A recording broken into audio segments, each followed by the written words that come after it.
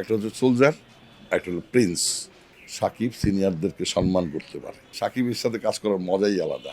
সাকিব যে সম্মানটা দেয় সিনিয়র শিল্পীদের, মানে এটা ভাষায় আমি প্রকাশ করতে পারবো না। সাকিবের সাথে ব্যাক টু ব্যাক দুটো ছবি করছি, দুটোরই কাজ চলছে, শেষ হয়নি। একটা হচ্ছে সোলজার, একটা হলো প্রিন্স।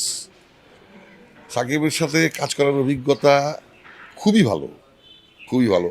সাকিব সিনিয়রদেরকে সম্মান করতে পারে এবং সাকিব নিজেকে প্রতিনিয়ত চেঞ্জ করতে পারে। ওর সাথে কাজ করার মজাই আলাদা। সোলজারটা অনেকেই বলছে ঈদে আসছে, কিন্তু আমার মনে হয় সোলজার ঈদে আসবে না। ঈদে আসবে প্রিন্স, আসবেই। প্রিন্স আসবেই। প্রিন্স মানে দুর্দান্ত কাজ হচ্ছে। আমরা শিলংয়ে গিয়েছিলাম শুটিংয়ে, মানে ভাবাই যায় না, চমৎকার কাজ হচ্ছে। আবু হায়াত মাহমুদ গুড ডিরেক্টর এবং প্রডিউসার যিনি শিরিন আপা, উনিও আপ্রাণ চেষ্টা করছে ছবিটা যেন অন্য মাত্রায় যায়। আর সাকিব তো চেষ্টা করছে, আমরা সবাই চেষ্টা করছি যে ছবিটা ভালো হোক, সব আর শিল্পীরাই। প্রত্যেকটা সিনই সাকিবের সাথে আমার, যে কটা সিন সবই সাকিবের সাথে।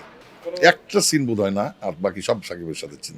আমরা তো মজা করি, ফ্রেন্ডলি না আমরা দিন ধরে কাজ করছি, ওর সাথে আমরা ফ্রেন্ডলি, একসাথে আড্ডা। ও আড্ডাবাজ, ও একা মেকআপ রুমে বসে থাকতে পারে না, ওর জন্য আলাদা রুম।